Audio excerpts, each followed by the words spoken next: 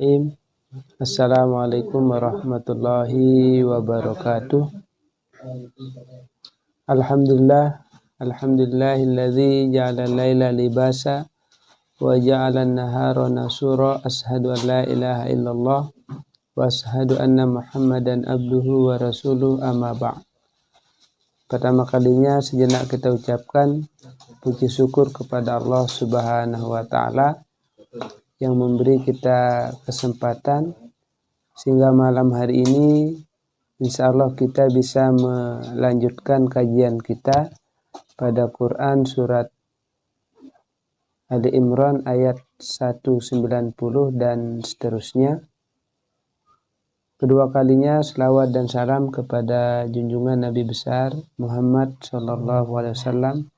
Allahumma salli wa sallim wa barik alaih, yang telah menjadi piranti kebenaran dan kebajikan bagi segenap umat manusia, yang telah mengantarkan manusia pada ufuk peradaban sehingga manusia dan peradabannya bisa berkembang sedemikian rupa sehingga kita berada di era yang cukup mencengangkan kita, ya, karena kita bisa melakukan banyak hal yang dulu orang tidak bisa melakukannya.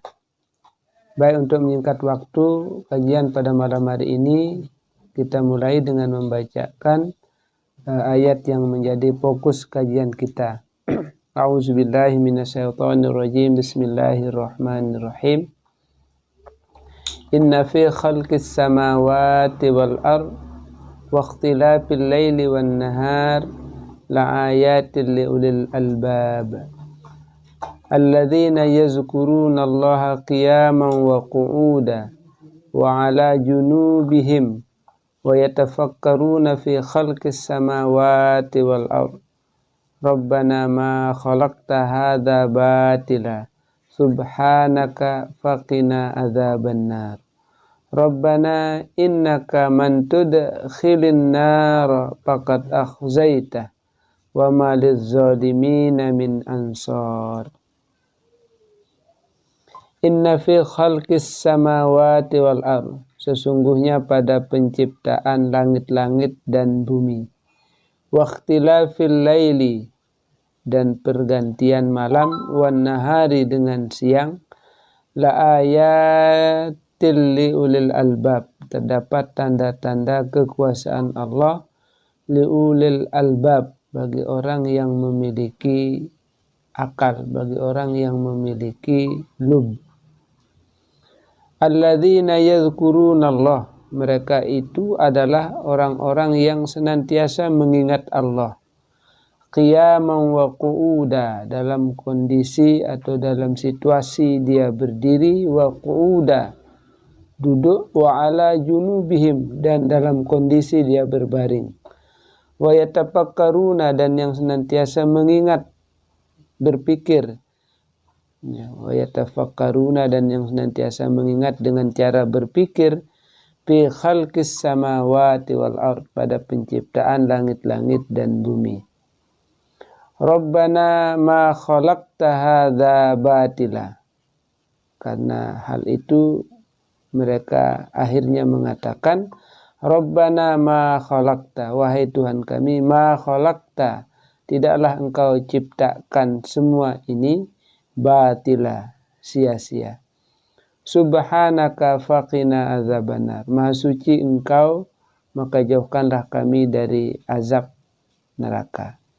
Rabbana, wahai Tuhan kami, innaka man tudkhilin nar, sesungguhnya orang yang engkau masukkan ke dalam neraka, faqad akhzaita, sungguh engkau telah menghinakannya. Wa ma lizzalimina, dan tidak ada bagi orang-orang yang zalim, min ansor, dari penolong. Jadi tidak ada yang menjadi penolong bagi orang-orang yang zalim. Baik, 3 ayat ini kita coba lihat kajiannya, ya. Ayat ini masih bersambung dengan ayat yang kemarin. Ayat yang kemarin di 189 itu menjelaskan tentang walillahi mulkus samawati wal ard, Jadi bagi Allah lah kekuasaan langit dan bumi, ya. Wallahu ala kulli syai'in qadir, dan Allah atas segala sesuatu maha berkuasa.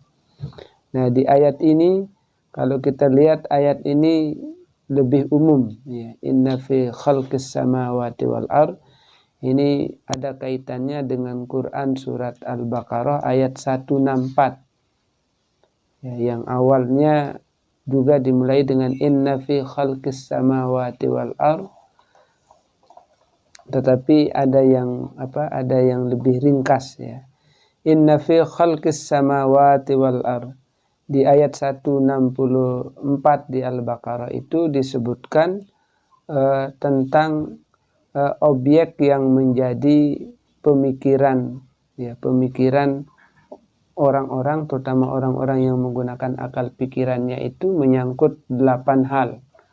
Tetapi di sini hanya menyangkut 3 hal. Inna fi khalqis samawati wal ard. Sesungguhnya pada penciptaan langit dan bumi.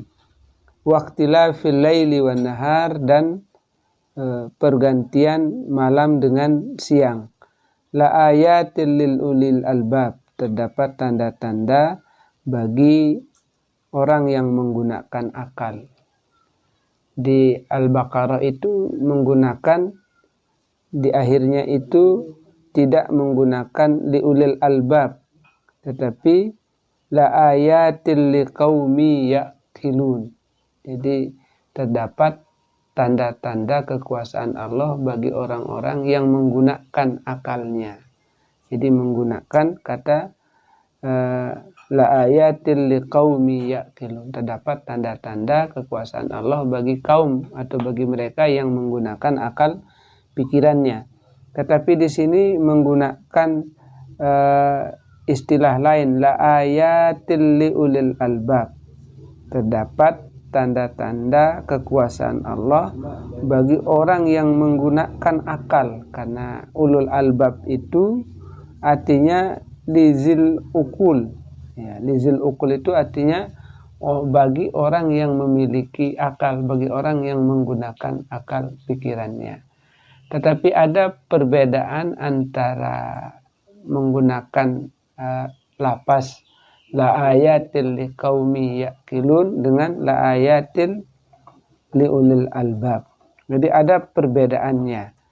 Di mana letak perbedaannya? Penggunaan kata yaqilun. Yaqilun itu dari aqala yaqilu, yang artinya mengikat, ya. Aqlun itu artinya mengikat. Apa artinya mengikat? Karena apa yang ada di pikiran itu akan mengikat tindakan kita. Kita kan sering kadang-kadang melakukan sesuatu itu terikat dengan apa yang ada di dalam pikiran kita, ya. Sehingga kita sering misalnya berbeda pendapat dengan orang karena kita terikat dengan apa yang ada di dalam pikiran kita. Karena itu akal diartikan sebagai aklun, itu ikatan, ya.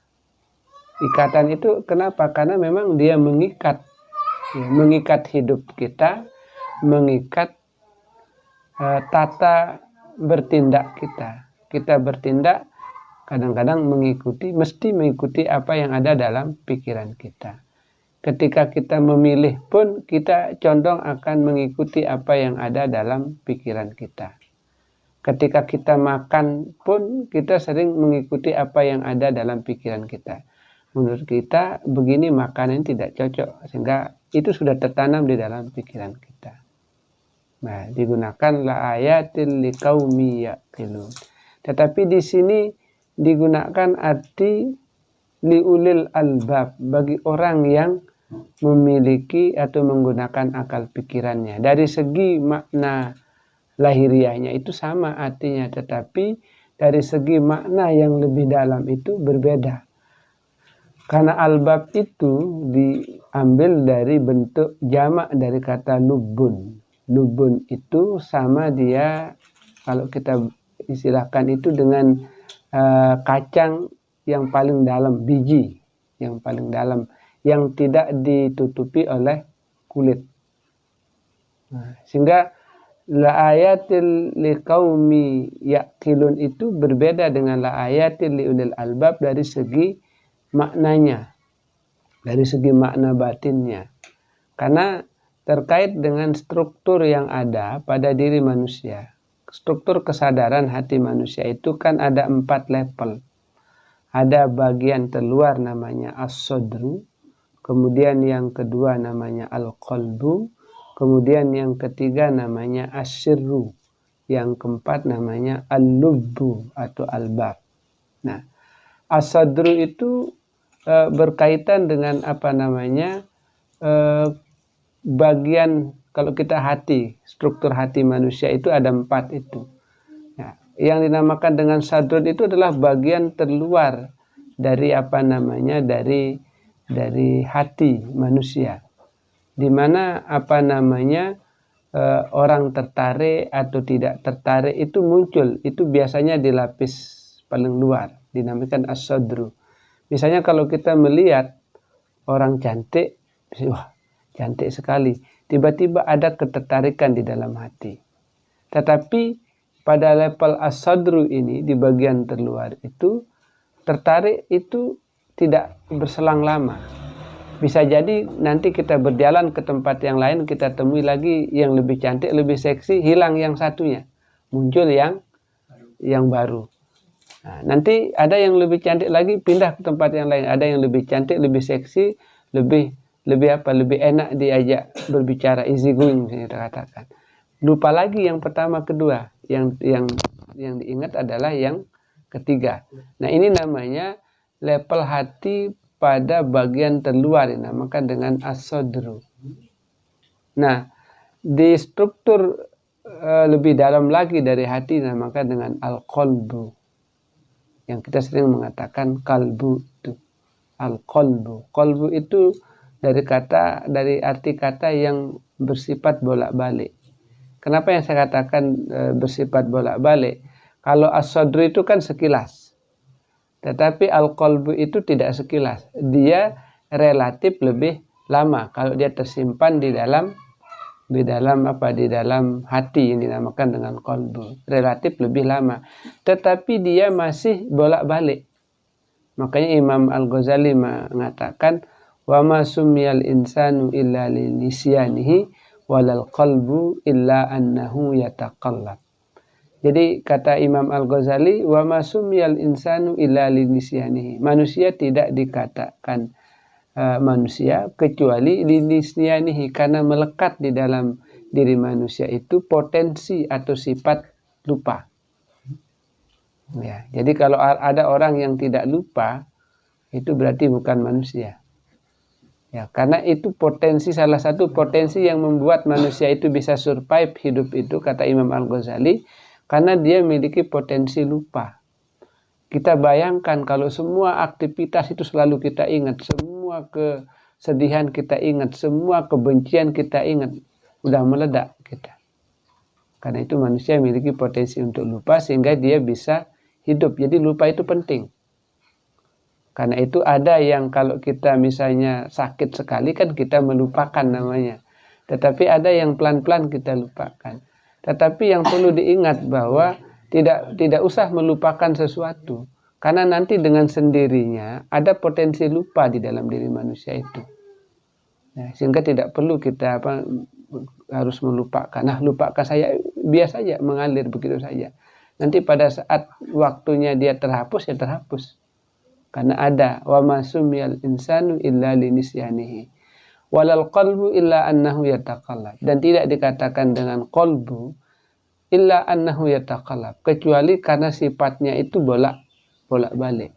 Jadi meskipun kita misalnya jatuh hati kepada seseorang, sudah lekat di dalam hati kita, misalnya dalam waktu yang lama dia bisa hilang.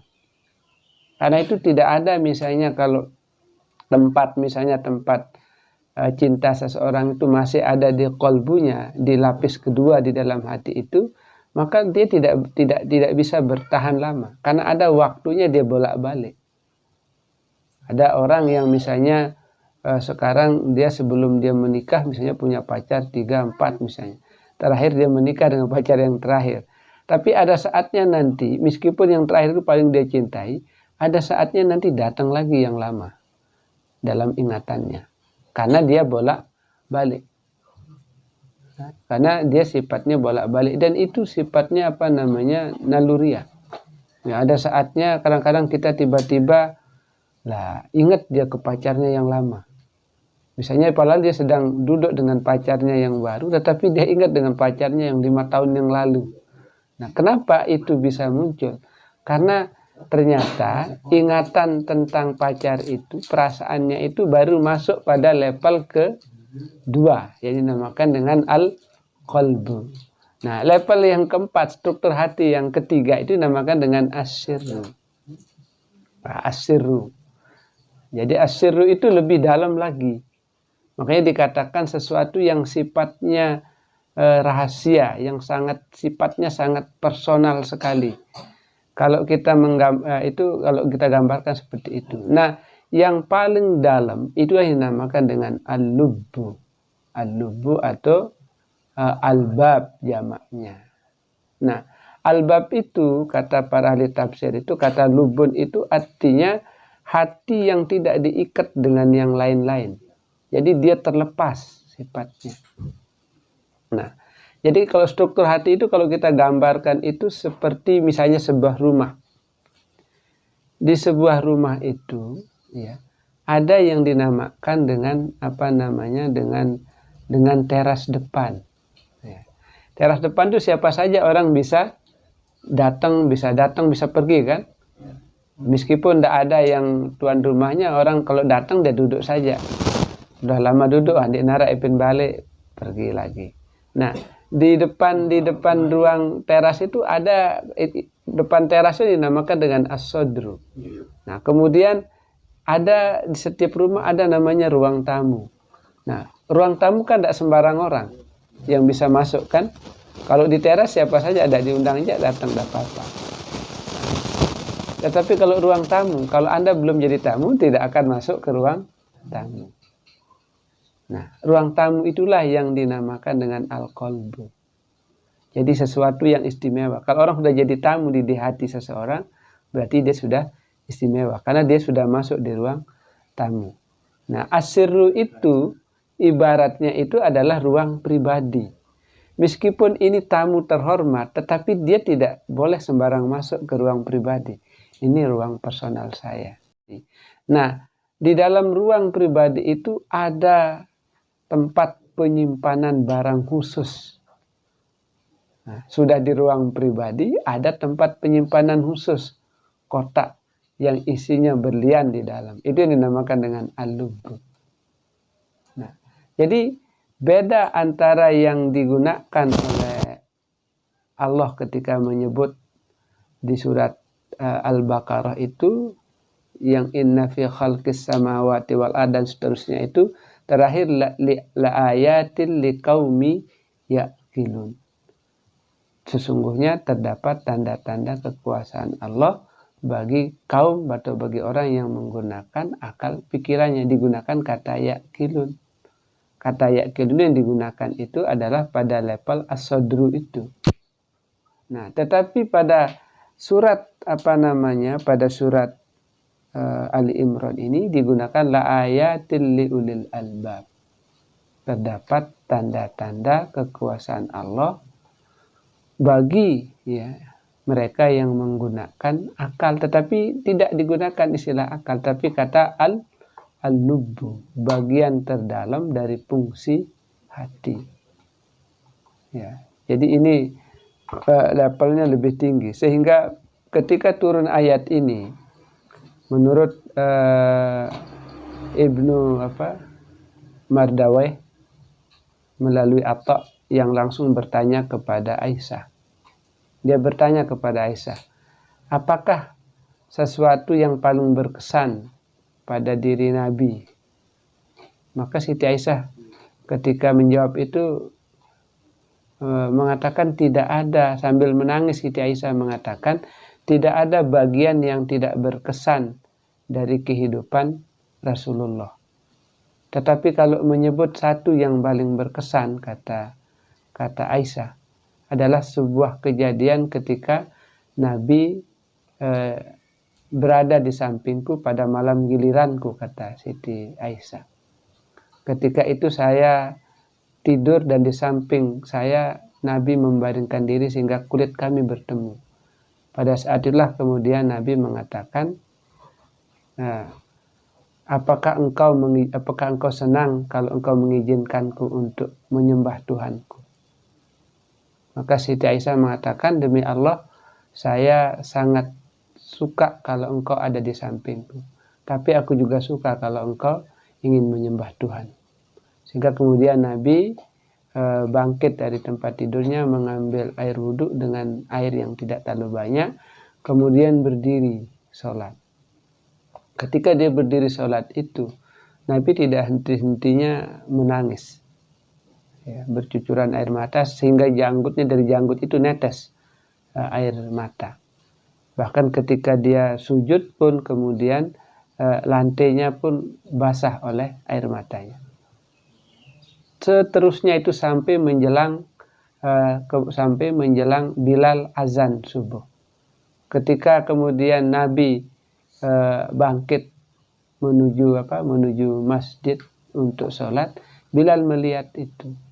Tangisan beliau yang dari tengah malam bangun sholat, kemudian sampai menjelang subuh itu masih terlihat. Sehingga kemudian Bilal bertanya, wahai Nabi, apa yang membuat engkau sangat sedih sehingga menangis demikian rupa? Padahal engkau adalah, apalagi yang engkau sedihkan?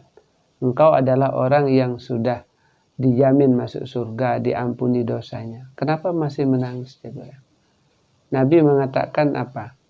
Yang membuatku menangis ini adalah karena tadi malam aku menerima wahyu yang menyebut inna fi khalqis samawati wal ardh, dan seterusnya di ayat 190 Ali Imran ini.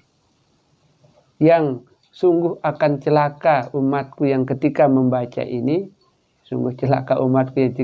ayat ini, dia tidak menemukan makna dari dari ayat ini. Nah, itu artinya ayat ini benar-benar penting, ini menjadi sesuatu yang paling berkesan dalam perjalanan hidup Siti Aisyah. Sehingga Nabi sendiri ketika menerima ayat ini saja dia tidak henti-hentinya menangis. Karena ada makna yang terkandung luar biasa di dalam ayat ini. Sehingga Allah menggunakan di akhir ayat itu la ayatil liulil albab. Padahal kata lubun itu menggambarkan fungsi hati yang paling dalam, yang yang menghubungkan antara seorang hamba dengan Allah. Ya. Karena lubun itu adalah bagian dari fungsi hati yang ketika memikirkan sesuatu dia tidak terikat dengan yang lain. Kalau kita misalnya pikiran kita itu terikat dengan pelajaran apa yang kita dapatkan. Konsep-konsep berpikir yang kita dapatkan di SMA, konsep-konsep yang berpikir yang kita dapatkan di perkuliahan itu akan mengikat akal kita ketika kita memahami sesuatu, ketika kita melakukan sesuatu. Tetapi orang ketika dia berpikir dengan lubun, dia terlepas dari kabut ide, kata orang. Terlepas dia dari ide-ide, dari gagasan orang. Benar-benar itu pikiran sendiri. Ya, itu yang yang mungkin orang mengatakan jalan itulah orang menerima ilham. Orang yang benar-benar bersih. Sehingga dikatakan di sini di ayat la ayatil liulil albab. Jadi inna fi khalqis samawati wal, sesungguhnya pada penciptaan langit dan bumi, waqtilafil laili wan nahar la ayatil liulil albab. Jadi terdapat tanda-tanda kekuasaan Allah, ya. Dalalah ala qudratihi ta'ala. Jadi bukti-bukti atas kekuasaan Allah Ta'ala bagi orang yang berpikir menggunakan akalnya. Akal yang paling dalam yang dinamakan dengan lubun. Struktur terdalam di dalam hati manusia. Nah, siapa orang yang bisa menggunakan lubun ini? Dijelaskan di ayat berikutnya. alladzina yazkurunallaha qiyaman wa qu'uda wa ala junubihim wa yatafakkaruna fi khalqis samawati wal ard rabbana ma khalaqta hadza batila subhanaka faqina adzabannar. Jadi siapa yang dimaksud dengan ulul albab itu? Sehingga kalau dia kalau dia memikirkan sesuatu itu maka dia akan alladzina yazkur, orang-orang yang senantiasa mengingat Allah. Orang-orang yang senantiasa ingat kepada Allah qiyaman wa qu'udan wa ala junubihim. Para ahli tafsir mengatakan dalam segala kondisi dia selalu ingat Allah. Kalau kita kan sering kadang-kadang ketika jalan, ketika bekerja itu, ketika kepepet aja baru ingat Allah. Nah, yang ulul albab itu karena dia menggunakan hati yang paling dalam, kata para ahli yang mempelajari ilmu tarikat, ya. Jadi yang memungkinkan manusia bersatu dengan Allah itu, pengertian bersatu itu bukan kayak misalnya ini ketemu. Kata bersatu itu artinya dia hidup itu tidak lagi menggunakan as-sadrunya, al-qalbunya, as-sirrunya, tapi dia sudah menggunakan lubunnya, hidup. Dia sudah menggunakan lubunnya, sehingga itulah yang mendorong dia menjadi orang yang senantiasa yazkurunallaha qiyaman wa qu'udan wa ala junubihim, menjadi orang-orang yang senantiasa zikir, ingat kepada Allah dalam semua kondisi hidupnya. Dalam kondisi dia berdiri, dia duduk, bahkan dalam kondisi dia tertidur pun dia berzikir. Ya, ingat kepada Allah. Wa yatafakkaruna fi khalqis samawati wal ard. Ya. Dan yang berikutnya, dia tidak hanya sekedar berzikir saja, tetapi dia juga senantiasa berpikir fi khalqis samawati wal ard, pada semua penciptaan Allah, ya. Baik yang ada di langit maupun di bumi. Sehingga dari dua proses ini, sehingga dia sampai kepada suatu kesimpulan, Rabbana ma khalaqta hadza batila. Wahai Tuhan kami, tidak ada yang Engkau ciptakan sia-sia. Ya, kalau kita kadang-kadang menolak penderitaan. Nah, itu sebabnya orang-orang sufi itu dia berbahagia ketika dia menerima penderitaan. Ketika dia menerima fitnah itu dia bahagia. Kalau kita kan marah ketika kita menderita, marah ketika kita difitnah. Padahal kalau kita berpikir ketika kita difitnah itu kan sama saja dengan dikurangi dosa kita dan diberi tambahan pahala. Kalau kita diberikan penderitaan itu, makanya Allah mengatakan kalau kita diberikan sakit, sakit itu bukan musibah. Sakit itu adalah rahmat Allah. Tapi kita sering menganggap bahwa sakit itu sebagai sebuah penderitaan, sehat itu sebagai sebuah nikmat. Padahal sehat itu ujian. Kan? Karena kalau orang sehat itu, apakah dalam kondisi sehat itu dia ingat Allah? Enggak. Kadang-kadang ketika dia sehat, dia ingat apa yang dia ingat? Bangkatku 4 bangkat dek mantap tambah. Ya kan? Lah, ketika sehat orang mikir 2 karat sampir. Masih ringan. Cepat terombok kan 45. Ketika sehat. Ketika orang sehat itu, kalau sehat itu ujian. Sakit itu adalah rahmat. Tetapi kita sering bolak-balik. Justru sehat itu kita anggap sebagai sebuah rahmat, kemudian sakit itu sebagai sebuah musibah. Tuji sini. Karena kita dikasih rahmat. Ketika kita difitnah, itu ada hal yang dikurangi dari dalam diri kita, dosa kita. Yang kedua, kita dilatih untuk objektif terhadap diri kita, objektif dalam melihat orang lain. Paling tidak kalau sekian banyak orang memfitnah kita, kalau kita dalam pemetaan, berarti ini orang-orang yang harus kita kasih tanda centang. Jadi tidak bisa kita Nah, kan itu kalau orang mengatakan kalau dia menjadi seorang pejabat atau apa, oh ini yang begini udah jelas, oh ini tidak bisa dipakai, karena sudah ada track recordnya seperti itu. Nah, tapi kita sering terbalik seperti itu. Justru pada saat kita sehat, kita anggap sebagai sesuatu yang sebagai suatu rahmat. Padahal itu ujian. Apakah dalam kondisi sehat itu kita masih ingat tidak? Sehingga kadang-kadang kemiskinan itu kadang-kadang sering dijadikan sebagai sebuah penderitaan. Susah, miskin. Padahal para kalangan sufi itu dia tinggalkan hartanya. Karena harta itu yang membuat dia repot mengurusnya, repot ini. Dikasih aja orang. Itu orang-orang yang sudah levelnya tinggi itu punya kekayaan dikasih sudah. Karena justru kekayaan itu membuat dia susah untuk melakukan sesuatu dengan bebas. Nah, itu terbalik cara pandangnya. Nah, kalau dalam Islam apakah boleh seperti itu, terlalu misalnya, malah kita disuruh ada keseimbangan antara yazkurunallaha qiyaman wa qu'udan wa ala junubihim wa yatafakkaruna fi khalqis samawati wal ard. Ada dua aktivitas yang kita disuruh oleh Allah untuk mendekat kepada Allah, melalui zikir, kemudian yang kedua melalui piranti pikir. Kenapa? Karena kalau orang misalnya hanya melalui zikir saja misalnya, maka tidak terasa pikirannya itu melihat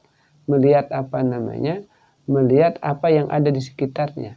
Padahal ibadah dalam Islam itu kan tidak hanya berkaitan dengan ibadah yang sifatnya vertikal saja kepada Allah, tetapi Allah mengajarkan kita ibadah yang sifatnya horizontal, mendatar. Karena itu harus seimbang antara fungsi zikir dengan fungsi pikir. Pada keseimbangan itulah yang menyebabkan orang sampai pada derajat yang paling tinggi. Kita ambil contoh sederhana.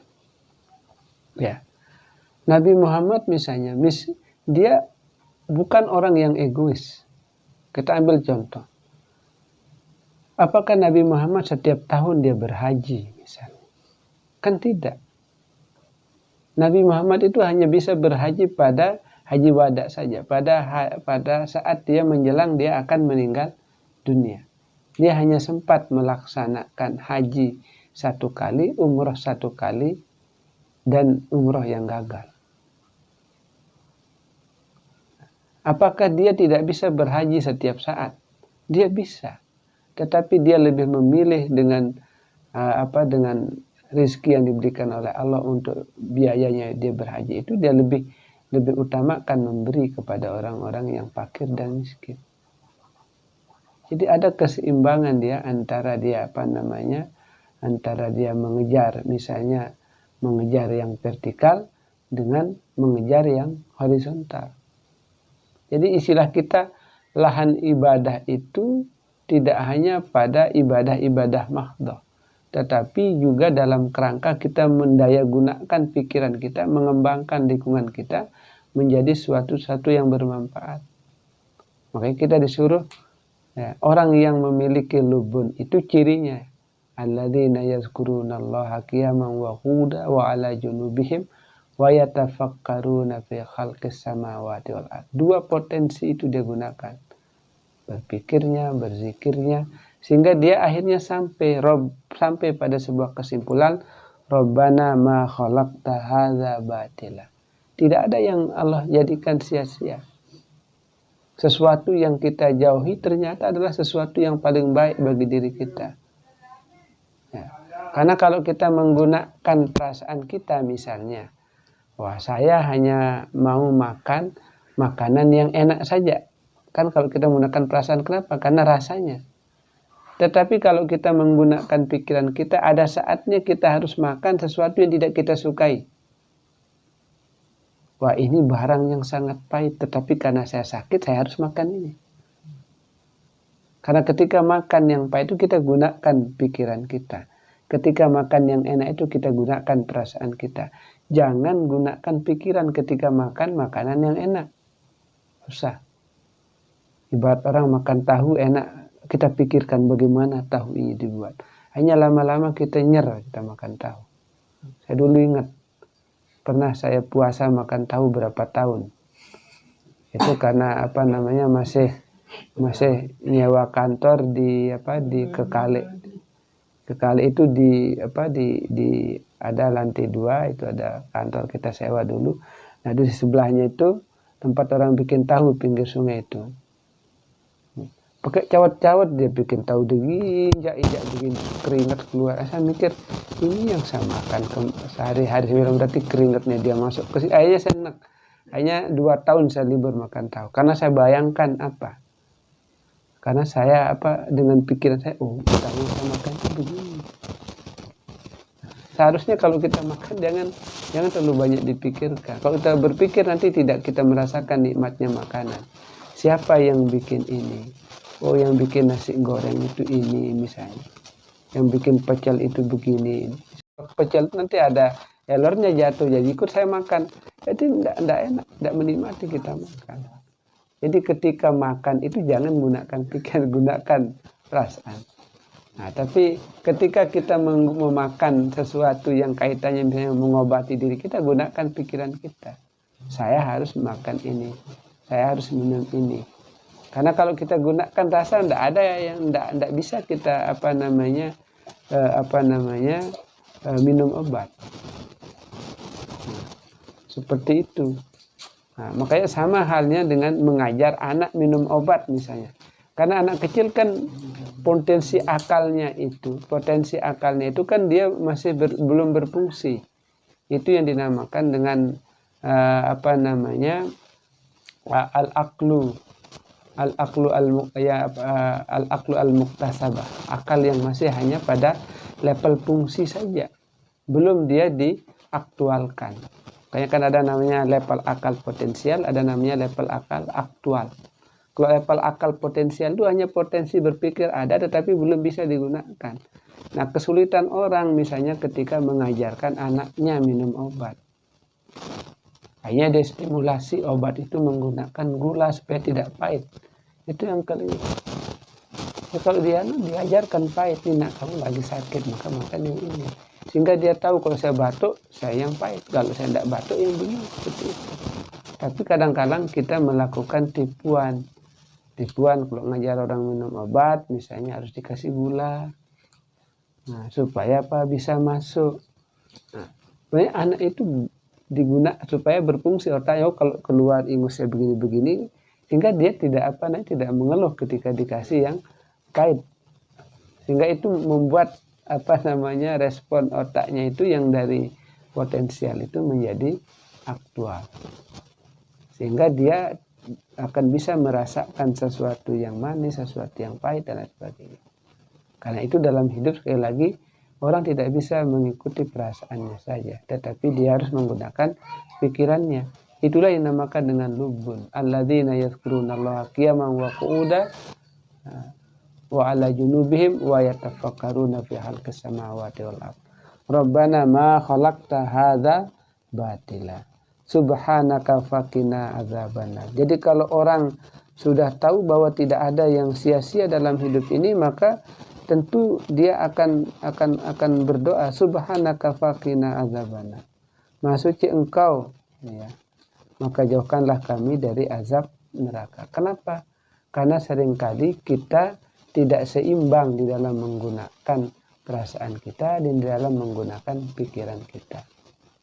Kalau hidup hanya mengandalkan pikiran saja, maka hidup itu menjadi menjadi sangat formal. Hidup itu menjadi sangat sangat kaku. Tetapi kalau hidup ini hanya mengandalkan perasaan saja, maka hidup ini menjadi melambai. Sedikit-dikit kita baper, terus semua kita bawa perasaan. Ada kita lewat depan rumah orang tidak ditegur, kita berpikir aja tidak, jangan-jangan kita tidak disapain dan lain sebagainya. Jangan-jangan karena saya berbeda partai kemarin, makanya saya tidak disapa. Seperti itu akhirnya kita terlalu dibawa oleh beban perasaan terus. Jadi hidup itu tidak bisa mengandalkan perasaan saja, atau sebaliknya hidup itu tidak bisa hanya mengandalkan pikiran saja.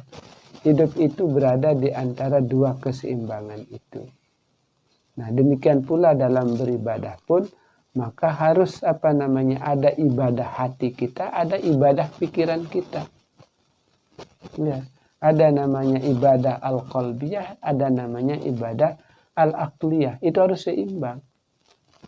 Ya. Jangan berpikir bahwa kalau kita belajar, kalau kita memikirkan penciptaan alam itu kemudian tidak dianggap sebagai bagian dari ibadah. Karena ayat ini menjelaskan tentang dua porsi ibadah itu harus seimbang.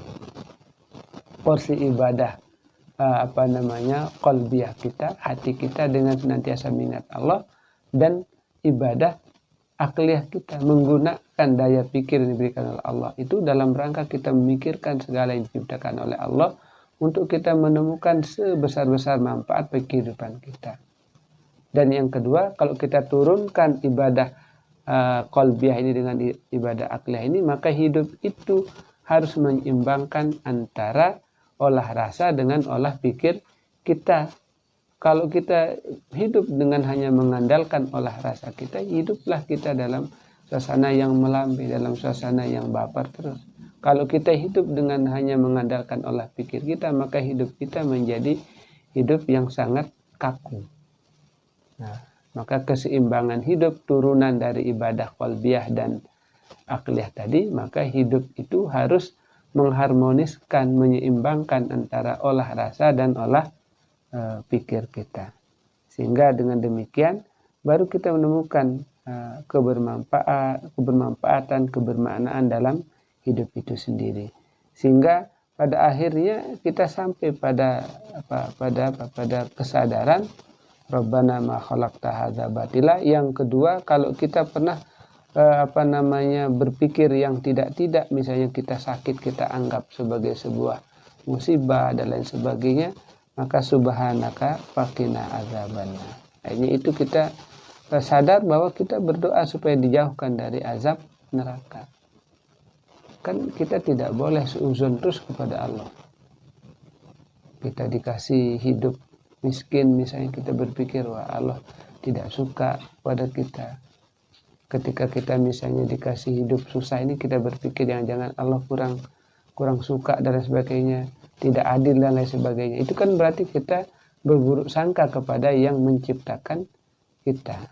Maka semestinya kita berdoa faqina adzabannar. Sehingga di berikutnya itu Rabbana innaka man tudkhilan nar faqad akhzaita. Nanti kita tahu di akhirat kalau Allah itu memasukkan seseorang ke dalam neraka, maka dia menghinakannya. Kenapa dia menghinakannya? Karena dia tidak bisa menyeimbangkan antara olah pikir, olah rasanya. Tidak bisa dia turunkan pemahaman antara ibadah qalbiyahnya itu dengan ibadah akliyahnya tadi. Atau jangan-jangan dua-duanya tidak pernah dia lakukan. Yang dia lakukan hanya ibadah sahwaniyah saja. Sahwatnya saja, ibadah sahwat saja. Kenapa saya katakan ibadah sahwaniyah? Karena ada orang yang beribadah dengan sahwatnya. Apa artinya beribadah dengan nafsunya? Artinya dia beribadah tanpa ilmu.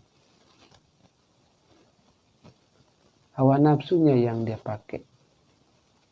Nah, ia mengenai tak sembahyang, yang begini senang. Mengenai tak beramal, dia begini bahagia. Itu namanya kita beribadah dengan syahwat kita. Tidak beribadah dengan ilmu kita. Jadi kalau nanti di akhirat itu penentuannya, kalau Allah masukkan dia ke dalam neraka, berarti Allah menghinakan dia karena dia tidak mampu memahami dari konsep tentang bagaimana dia menyeimbangkan antara ibadah hatinya dengan ibadah pikirannya yang dia harus turunkan di dalam dia mengelola kehidupannya, yang harus menyeimbangkan antara olah rasanya dengan olah pikirannya. Sehingga kalau itu dia bisa lakukan, maka dia menganggap bahwa di kehidupan tidak ada yang sia-sia. Semuanya penuh pembelajaran, semuanya penuh ibrah yang bermanfaat. Ya. Wa ma lidzalimina min ansar.